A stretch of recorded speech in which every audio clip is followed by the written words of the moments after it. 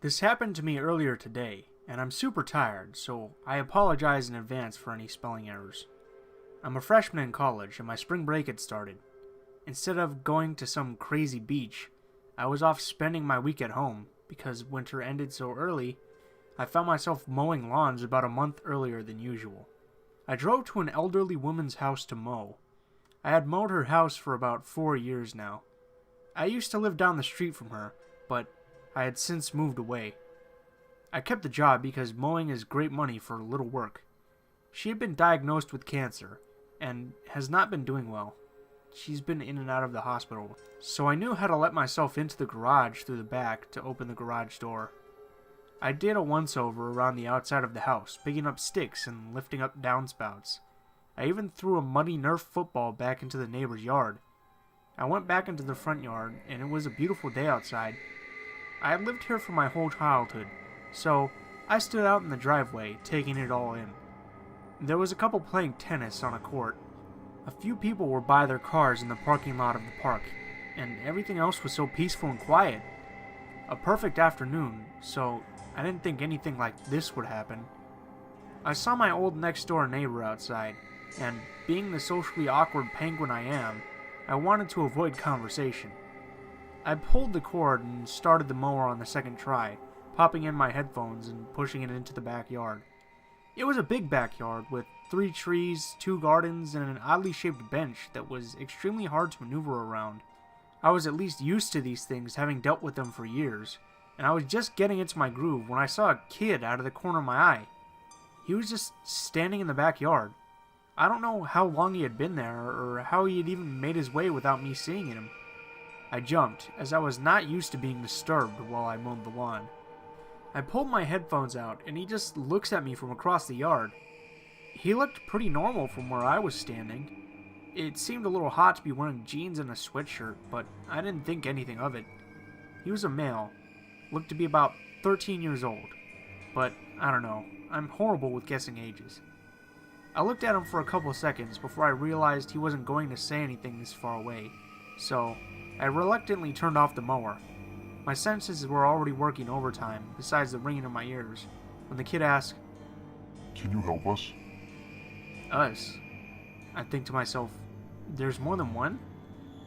I get the butterflies in my stomach because my keys, my wallet, and my cell phone were left out in the garage. I wanted to reduce my pocket weight. I hurried to the front, and there was a second boy there, younger than the first by a few years. He didn't move his feet, and just kept his eyes on me. I honestly didn't care about how they were standing or looking. I made a beeline for my valuables and made sure nothing was taken. I turned around with everything sorted out in my pockets, and I almost jumped again. They had closed in on me, and they were looking up at me. That's when I saw that they had these fucking huge black eyes. I felt so small, so mortal. Those eyes. That's all it took for me to realize I wasn't as in charge as I thought I was. "Can you help us?" The older boy asked again. "We're thirsty, and our dad wants to know where we are." My head is just spinning. I've read the stories before, and I know what they're up to, but I can't hide.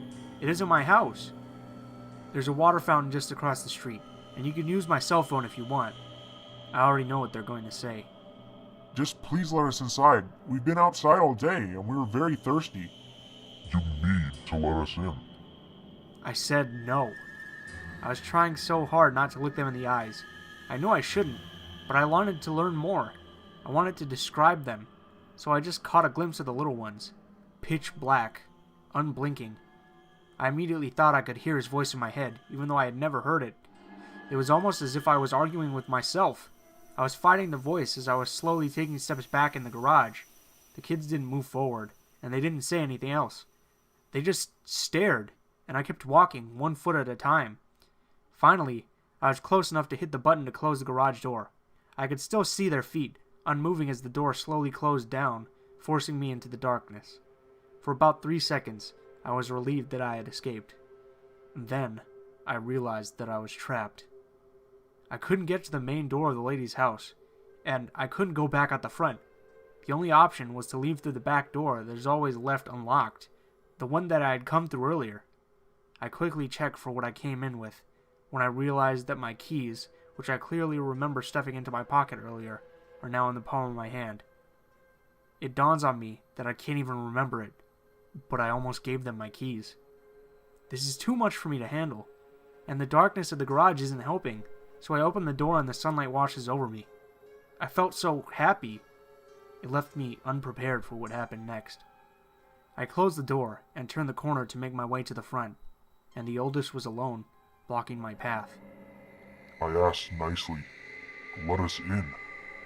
I spun around and bolted into the backyard. I didn't look back to see if I was being chased.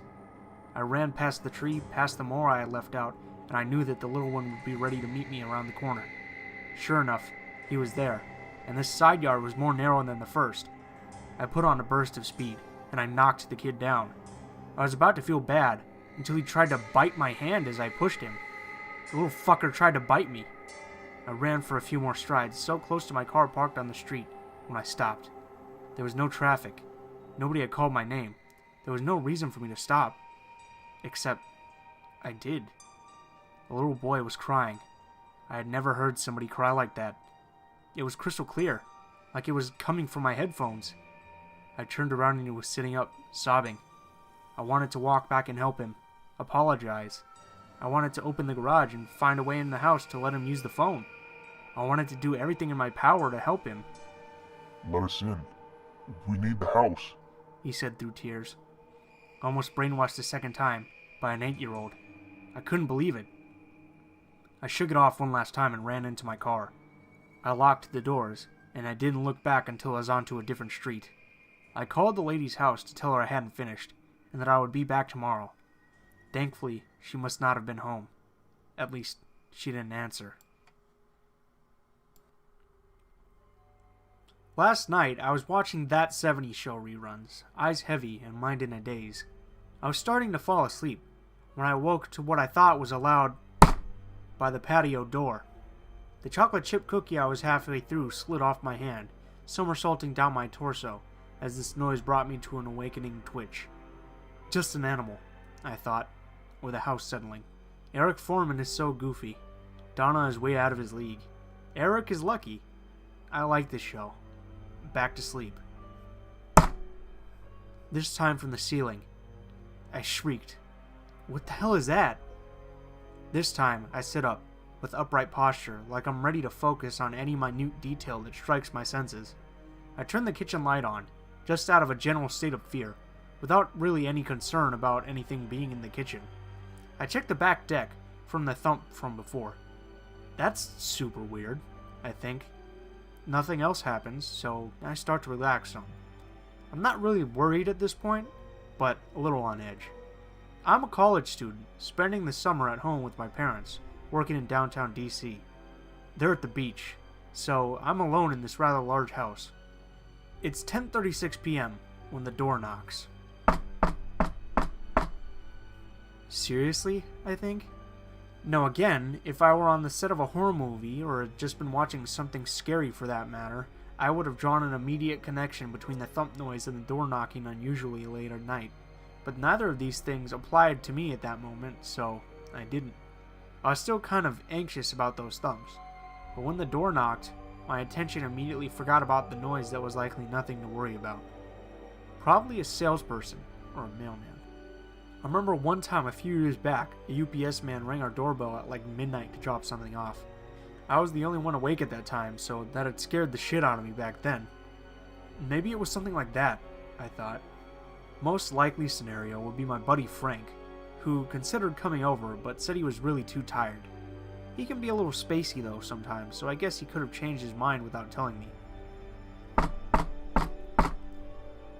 I guess I'd go over there and at least tell whoever the hell it is that I'd like my privacy.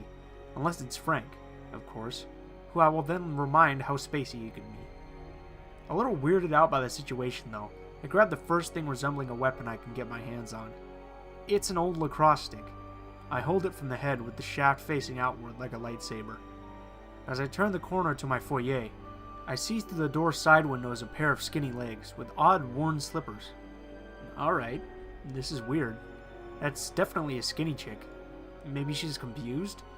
Trying to visit a friend and knocked on the wrong house? The house next door is about the same size and doesn't really look a lot like mine, but I don't know what else it could possibly be at this point. All of this enters my mind in a matter of seconds, between my footsteps in the kitchen and the doormat between the front door and the rest of my home. As I stand between the large, modern door and whoever the hell is out there, I lean my lacrosse stick on the ground behind me so the stranger won't see it. As my hand floats hesitantly towards the doorknob, I hear a voice coming through the other side of the door. No clear words, just light whispers. I assume someone must be with the Slippers girl, because I haven't even opened the door yet, and as far as I can tell, this person hasn't even seen that someone is home. Unless maybe she's talking to herself. That was a thought that didn't come to my mind at all. My hand stopped frozen in air, about halfway between the rest of my body and the door, like I was doing some weird robot dance move. I wait for several seconds, disturbed by the odd synchronization between my movement towards the doorknob and the voice outside. I wait longer. No voices. I take a deep breath through my nose and out through my mouth. I open the door about 3/4 way quickly, like a toddler anxious and curious to discover the monster in their closet. I stick the right half of my body out, facing two dark, feminine figures on my front porch. The first thing I notice is those beat-up slippers. I look up from there, my head and neck tilting slightly upward to see the rest of her. Straight, black hair, uncombed, matted in different directions. She looked sickly, shaking in the cold, with a hooded sweatshirt and tiny khaki shorts. She's about 5'3" and looks 13 years of age, staring straight forward, which, for me, at about 5'9", standing on a raised surface above my lowered porch, is at my pelvis. In the dark, I cannot make out the features on her face, but I could tell something about her was awkward. The way she stood there, off balance, her neck tilted to the left side like a chewed-up, overused doll. Before I can react in any way, I observe her partner, about a half foot behind her and to the left. A noticeably younger girl, maybe 9 years old, but with about an inch on her older sister, wearing a ragged dark blue shirt, black pants, and rain boots. She had similar black hair, though she didn't have the same bizarre demeanor as her older sister. I look down at these two girls, and I have no idea how long it has been since I opened the door. Have they said anything? What do I say? This is fucking weird. Can I help you two? I mutter out in the tone I typically use talking to kids, but with an undertone of chill in my voice. I stutter some when I'm nervous or excited, and here, I could barely make out a word. Hello, sir, please. We are cold, and would like to use the phone. The younger one says, her head facing straight forward. Her tone, it was like nothing I had ever heard. It was feminine, sure, but each word left her mouth fully independent of the one before. Like they were just words being spit out of a machine and placed in the correct order by a third party. Almost like a robot. But she was clearly human. A young girl I'm speaking to, yet somehow very, very far off. She didn't sound her age. She sounded at least 14, maybe 15. But she looked no older than 10. Why did she speak to me and not her older sister? What is going on here? Is her older sister shy? Mentally handicapped? Am I dreaming? What does she mean about using my phone? It was like she was speaking off of a script and mixed up her question. I wonder if she meant to ask me something else. Not sure how to respond to this arbitrary question, I manage, well, I'm not sure what you're asking. Are you two lost? First, nothing. Just stares, straight forward, directly ahead, as if with no visual awareness. Then the younger one says, Please, sir, we are alone and need to call home. Let us in. Her response, with the same monotone voice, didn't really answer my question. It was like she was speaking without any concern over what I was saying, just when it was time for her next line. And the last part, let us in. Like a command, completely separate from her prior polite and candid requests. Trembling in fear and confused, with a strong sensation telling me something was horribly wrong, I said, well, I'm sorry, but I can't let you into my house. You'll have to just stay here while I grab a phone and call for you. I couldn't leave these two kids just stranded out here, but I knew. Something in the pit of my stomach just told me I couldn't let them in. I was scared shitless. The two just look straight forward, not responding. And suddenly, the older one, who has yet to move or say anything, changes her expression completely. She squeezes her fists as they shake at her sides as if in great pain, and without moving her face or pale neck, makes a smile, showing all of her teeth at once. They were sharp, inhuman, like an animal's. At this, I make an obvious, loud scream of terror. The younger one notices my fear and looks up at me. In her pale face, her eyes. Blackness. Pure black. No clear iris or retina, like two black marbles. Then I noticed her silent, smiling older sister's black eyes as well. A grotesque nausea fills my stomach, closing in on me, choking me. I'm frozen. I can't manage a scream. I just can't. I'm lost in fear. My entire body speeds up, tingling, numbing, and I lose myself. Finally, after what feels like several minutes, I let out a noise of horror that I don't think I've ever made as I close the door in front of me and retreat to the safety of my house. My body is shaking. I stand, crying, trembling in front of my door. I need to reach my cell phone, which is in the family room, and I can hear that 70s show in the background, which brings me some relief, but it sounds off now. Foreign. Almost like another language in my fearful state. I need to call the cops. I know that I can't let them in. Get the fuck out of here! I yell while banging on the door in an attempt to scare them off. Undiscernible sounds come from the other side, like animal cries or barks. It doesn't sound like the younger girl. I know it isn't. I know it's the older girl, the silent, mentally off one. But I just can't fathom this. No. Fuck no. I need to reach my cell phone, but I can't move. I can't lose track of them. I can see the slippers in the side window, and I know that she's still there. More animal noises from outside. I scream, yell, bang my lacrosse stick against the door. Anything I can get out of my tired lungs and muscles. I felt like I was being attacked by a grizzly bear. I was in full-on survival mode, doing all I could to scare them away, but any noise I made was matched by the older girl with her disturbing barks and screams that to this day haunt my dreams. Then from the other side of the door, I hear a muffled, "We just want to call our mother." from the young girl. "Please, we are scared and alone. Let us in. Let us in." That last part, "let us in," is the same cadence twice over, like a recording. "Please let us in," like a chant. "Let us in. Let us in. Let us in." The younger girl continues, each demand louder and more assertive than the one before, as the older girl's noises match her demands. I wait for any sign of safety, of this horrible nightmare coming to an end. I continue screaming at them, until finally it stops. The noises, the chanting, gone. The slippers are gone. I look out my window, sprinting legs. The older girl running the speed of a male track star, but with her legs twisting over each other like a circus freak. This is so fucked up, I think to myself. I see her trail off, catching up with her younger sister, who must have given the orders to leave while she stayed for a minute or two, barking, screeching, and yelping like a Neanderthal. I watch as the older sister finds her younger sister, waiting on the other side of the road. They stand there, not looking back at my house, just staring straight ahead, the other way, like they were waiting for something. Someone. And suddenly, a large figure walks towards them. Long legs and arms, and lanky, inhuman features. With the shape of a woman, but far too small and awkward in form, like one of those scarecrow animation figures from a Tim Burton film. This creature, this monster, leads them away into the night. I didn't leave my front door the entire night. I couldn't sleep and barely have sense. Close family, my girlfriend, and friends want to believe me. They say they don't think I'm crazy, but I feel they don't actually believe me. This is so fucked up, whatever this is. Wherever they are, it's real. Like they're subhumans trying to take over us. I don't know what this is, but they create this energy of fear and terror like nothing I've ever experienced. I lay awake at night, terrified when I open my eyes.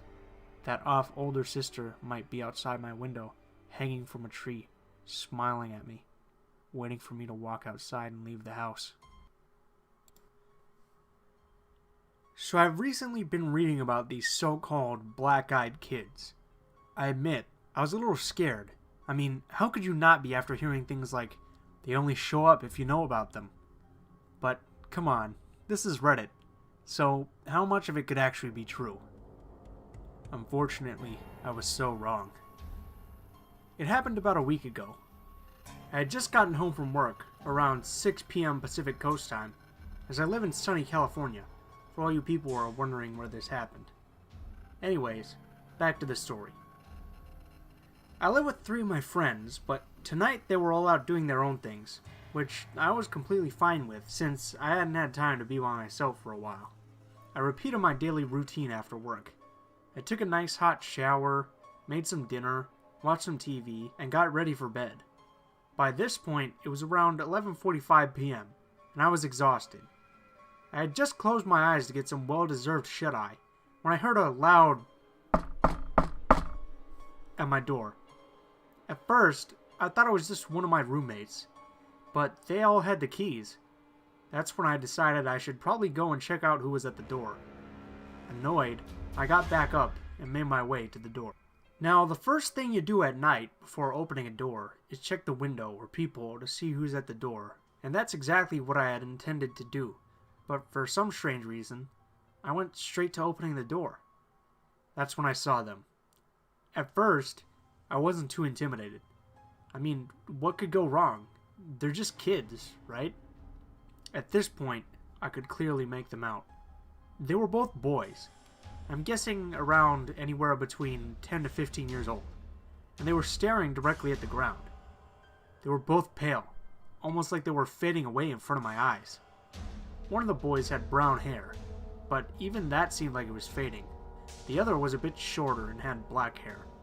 Now, before you get ahead of yourself, this isn't weird by any means at all. At least, not in my neighborhood. There's always kids playing around my neighborhood at this time of night. But this was the first time they'd actually knocked on my door. After what seemed like an eternity of complete silence, the taller boy with the brown hair asked me to let them in, and that's when I was hit with a deep feeling of despair and terror. After a second of hesitation, I was finally able to ask, Are you kids okay?" Again, the taller boy asked, more forcefully this time. Let us in. We need to call home. So many things were rushing through my head at this point, I almost didn't believe this was happening. There's no way in hell those black-eyed kid stories were true. And terrified, I tried asking them to leave, but I was interrupted by the taller boy again asking me to let them in. And if I didn't, they'd never be able to go home. Almost as if hypnotized, I slowly started opening the door wider and wider. I had no idea what was coming over me. I was about to say the magic words, giving them full right to come in.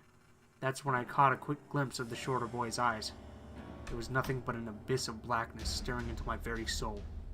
I don't really know why, but my body suddenly reacted, and I slammed the door in their faces. I probably stood there for an hour, still in shock, before one of my roommates opened the door and nearly hit me with it. I couldn't go to sleep that night. I actually haven't slept well at all lately. Sometimes when I stare out from my bedroom window, I still see 2 boys standing in the light post not far from my house. I think they're waiting for something, but I'm not sure what. What I do know is that if you see these kids at your door, don't bother opening it for them. It may very well be your end. My experience with BEK, or BEW, Black-Eyed Woman, happened in mid-December last year. I was living in downtown Phoenix at the time, and just moved into my apartment the previous month. I was out with some friends that night, and got home around 10 p.m. I had to be at work about 5 a.m. or so I went straight to bed. I woke up abruptly to knocking on my door, and thought, it's 2 a.m. Who the hell is at my door? I laid my head back down, but I heard knocking again. I peeked out my window to see who it was, and it was a young Hispanic woman who was very pale. She yelled, I need your help. I immediately sprung out of bed, thinking this girl was in trouble. I instantly thought of my sister or mom. If they were in that position, I would hope someone would help. I cracked the door open and asked, Are you okay? What's wrong? She simply said, I need to use your phone. Her voice was very calm, but something was just wrong about it. She was about 5'8", 18 to 20 years old. Everything about her seemed normal, but she had these strange glasses on and a strange vibe. I told her to hold on and that I would grab it. I went back into my room to grab my phone when I heard the door slowly open. I quickly began to have second thoughts about what I just did, opening my door to a stranger that early. I walked back out to give her my phone when I saw her laying on my couch. I told her, "Make it quick. I need to be at work in a few hours."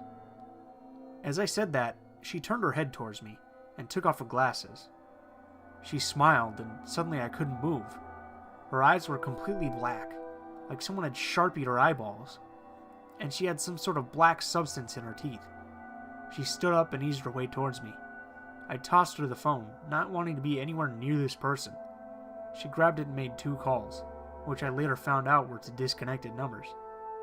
When she was done, I asked her, "Can you wait outside for your ride? I need to sleep." She replied, I can't leave. "I said you need to wait outside. You can't be in here." Suddenly, she began to cry.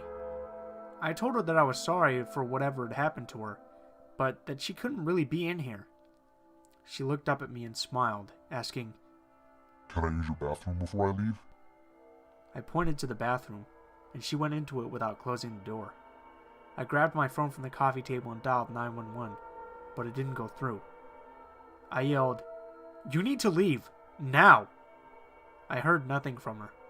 I peeked into the bathroom, and what I saw will haunt me forever. She was scratching at her face and smiling in the mirror. I saw that and ran to my room, and I locked the door. I kept yelling, "I called the police!"